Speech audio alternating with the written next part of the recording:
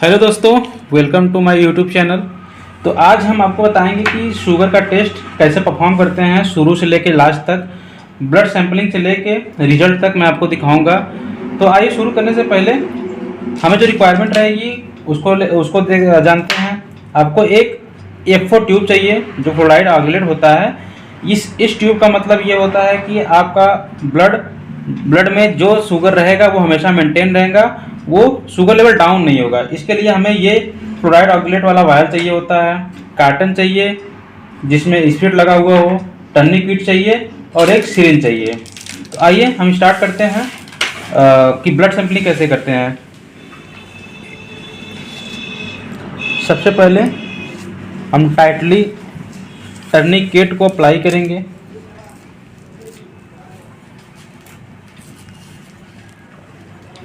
फिर इसमें alcoholic spirit लगा हुआ है, तो उस स्पॉट को हम अच्छे से डिसकंटामिनेट करेंगे, साफ करेंगे जहाँ हमें ब्लड चाहिए होता है।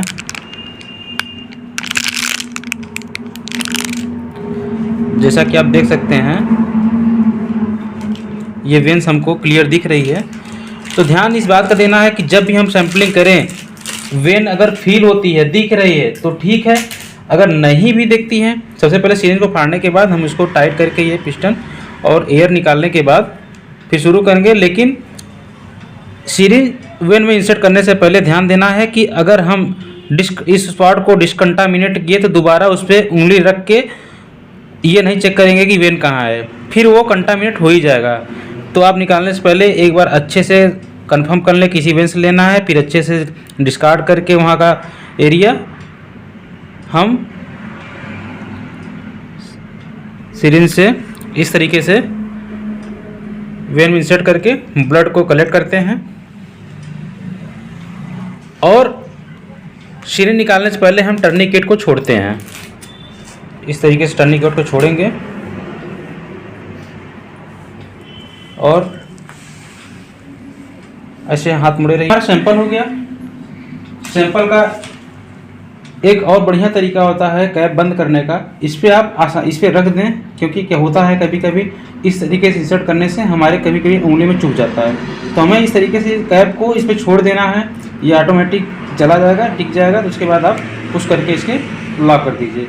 फिर इसको हम खोलेंगे और जो हमारा F4 वायल रहेगा, F4 वायल जब यूज़ करेंगे उससे पहले हम चेक कर लेंगे कि हमारी MRP एक्सपायरी डेट क्या है। इसके बाद ब्लड को हम F4 वायल में रख देंगे।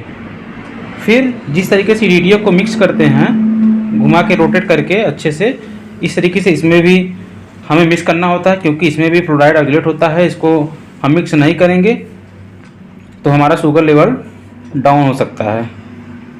अच्छे से देखिए हमारा सैंपल मिक्स हो गया है।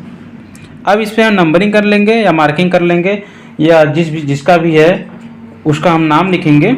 और साथ में ये भी लिखेंगे ये किस टाइम का शुगर है। सुबह का फास्टिंग, अगर खाना खाने के बाद पोस्ट प्रांडियल है तो PPBS, अगर रेंडम है तो RBS। नाम के साथ हमेशा ये सब सारी चीज़ें मेंशन करेंगे। जैसा कि नाम है राकेश, एज है 26 और इनका टेस्ट जो होना है वो होना है RBS। और हमारी ID अगर जो है हम उस सीरियल नंबर देखेंगे तो 1495 हमारी ID है। इसको भी हम लिख सकते हैं, क्योंकि कभी कभार होता क्या है कि एक ही नाम के कई सारे पेशेंट हो जाते हैं, एज भी सेम हो जाता है, नाम भी सेम हो जाता है, तो हमें वहाँ पे कन्फ्यूजन होती है। तो उस कन्फ्यूजन को दूर करने के लिए आप ID या सीरियल नंबर डाल सकते हैं। तो चलिए हम लेके चलते हैं लैब में। हम लैब में आ चुके हैं और इसको हम 5 से 10 मिनट तक रखेंगे सैंपल को। उसके बाद फिर हम सेंट्रीफ्यूज करेंगे। 5 से 10 मिनट हो चुका है। अब हम ले चल रहे हैं सेंट्रीफ्यूज में। सेंट्रीफ्यूज करने हमें इसके बराबर ही एक और ब्लड सैंपल चाहिए होता है। ये आप देख सकते हैं, हम दोनों को आमने सामने करके सेंट्रीफ्यूज करते हैं।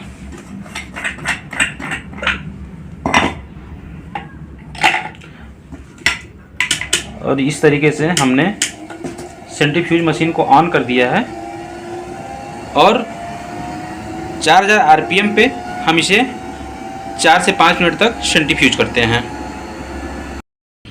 हमारा 4 से 5 मिनट हो चुका है सैंपल को सेंट्रीफ्यूज करते। अब इसे हम फोर्सेप की मदद से आराम से इसे निकाल लेंगे ताकि ये मिक्स ना हो। आप देखिए ये वही सैंपल है जो हमने कलेक्ट किया था, निकाला हुआ था राकेश कुमार। और सामने जो दूसरा सैंपल है इसको हम निकाल कर उसे अपनी जगह पे रख देंगे। ये हमारा सैंपल हो गया। अब हम इसे परफॉर्म करने के लिए हमें जो रिजल्ट निकालना होगा उसके लिए हमें ट्यूब चाहिए, ग्लास ट्यूब चाहिए। ये हमारा ग्लास ट्यूब है। ग्लास ट्यूब इसके सामने रखेंगे और इसके बाद हमें ग्लूकोज रिजेंट जो चाहिए होता है, किट चाहिए होता है, ये वो रिजेंट है। इस पर भी हम एक्सपायरी चेक करते हैं। इस पर आप एक्सपायरी देखेंगे तो जुलाई 2024 लिखा हुआ है। तो हमें इस पिपेट की मदद से, माइक्रो पिपेट की वजह से मदद से 1000 माइक्रोलीटर सैंपल हमको ज़रूरत होता है, रिजेंट ज़रूरत होता है परफॉर्म करने के लिए। आप ये देख सकते हैं यहाँ पर हमने 1000 सेट किया हुआ है और ये हमारा रिजेंट है और ये हमने इसे ग्लास में डाल दिया। इसके बाद वापस हम इसे रिजेंट को बंद करेंगे अच्छे से। फिर हमें भी ध्यान इस बात का देना होता है कि एक्यूरेट 10 मिनट पे हमको इसे मशीन में रीड करानी रहती है। तो हम इसके एक्यूरेट टाइम के लिए हम टाइमर लगा देते हैं। टाइमर के भी सैंपल नहीं डला हुआ है। जो छोटा वाला माइक्रोपिपेट होता है इसे 10 माइक्रोलीटर लेना है सैंपल को।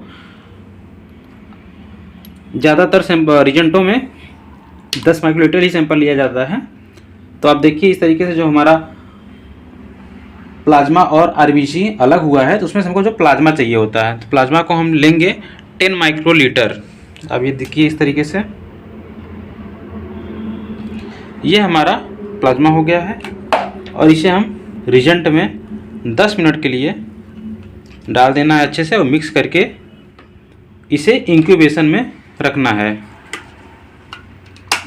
और टाइमर को ऑन कर देना है। हम इसे ले जाएंगे इस इंक्यूबेटर में। जब तक हमारा 10 मिनट होगा तब तक हम अपने मशीन को ऑन करके प्रिपेयर कर लेंगे। हम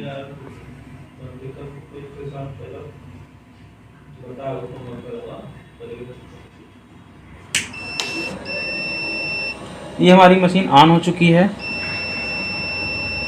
इसमें भी एक टाइमिंग होती है टेम्परेचर मेंटेन करने की, तो टेम्परेचर मेंटेन करने में भी थोड़ा वक्त लेता है।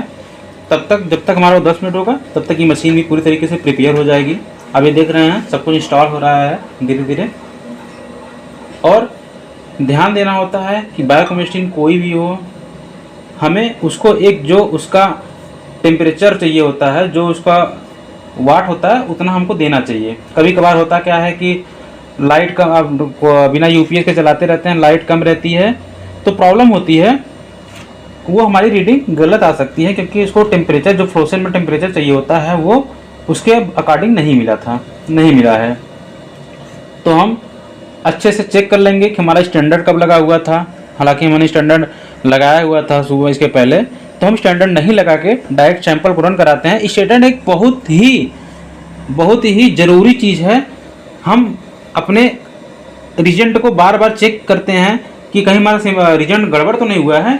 इस वजह से हमें स्टैंडर्ड हमेशा लगाते रहना चाहिए ताकि अगर कभी कभार अगर सैंपल रिजल्ट कंटामिनेट होता है, ग्लूकोज वाला किट किसी तरीके से कुछ गिर जाए उसमें या फिर कोई और भी चीज़ें जिसकी वजह से वो ख़राब हो जाए, तो स्टैंडर्ड से हम पता जान सकते हैं कि वो सैंपल गड़बड़ हो चुका है, रिजल्ट गड़बड़ हो चुका है, हमें दूसरा यूज़ करना चाहिए, नया पैकेट खोलना चाहिए। तो रिजल्ट हालांकि स्टैंडर्ड हमने सुबह लगा दिया है, तो हम डायरेक्ट सैंपल को रन करेंगे। इस तरीके से रन पे हमने क्लिक किया और ये हमारा टेम्परेचर मेजर कर रहा है कि हमें कितना टेम्परेचर चाहिए होता है।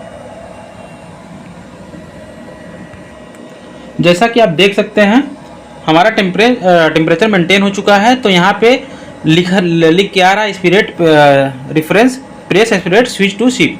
तो हमें मतलब इसके यहाँ पे जो डिस्टल वाटर होता है उसको स्प्रेड कराना है। तो ये हमारा डिस्टल वाटर है और ये हमने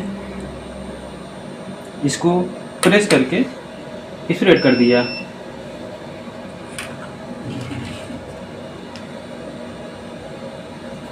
और इस तरीके से जो लॉगिन टाइम होता है वो चलेगा और वापस वो फिर सैंपल मोड पे आ जाएगा।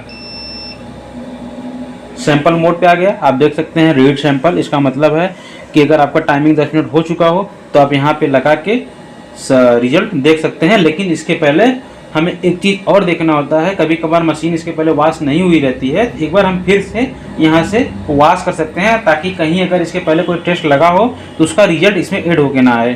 तो हमें फिर से इस तरीके से लगा के यहाँ पे वॉश कर देना होता है, जिससे हमारा रिजल्ट और बेहतर हो जाए। हमने 2 बार वॉश कर दिया। अब इसके बाद 10 मिनट के लिए रखा गया वो सैंपल वेट करेंगे। जैसे ही 10 मिनट होगा मैं आपको लगा के दिखाऊंगा कि उनका शुगर कितना है। तो देख सकते हैं हमारा 10 मिनट हो चुका है, हमारा टाइमर इंडिकेट कर दिया है। तो हम इंक्यूबेशन से सैंपल निकाल कर मशीन तक ले जाते हैं।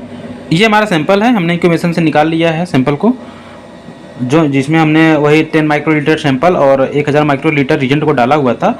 अब इसको हम उसी जगह से स्पिरेट करेंगे। ये अच्छे से हम इसको इंसर्ट करके इस तरीके से प्रेस करेंगे। ये हमारा सैंपल ले लिया, आप देख सकते हैं आधा सैंपल वो ले लिया है।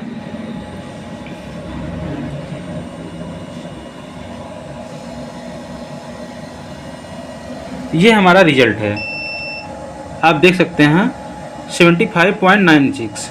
ये हमारा एक्चुअल जो हमारा ग्लूकोज है वो रीडिंग है। इसी रीडिंग से हम रिपोर्ट में मेंशन करके रिपोर्ट को आगे डॉक्टर के पास या पेशेंट के पास या फिर उस व्यक्ति के पास जिसका होता है उसको हम रेफ़र करते हैं। इसके बाद हम वॉश करके बैक होना होता है अच्छे से फिर से, ताकि फिर से दूसरा सैंपल कोई लगाना हो तो कोई दिक्कत ना हो। तो हमें डिस्टिल वाटर से वॉश करना होता है। वॉश करके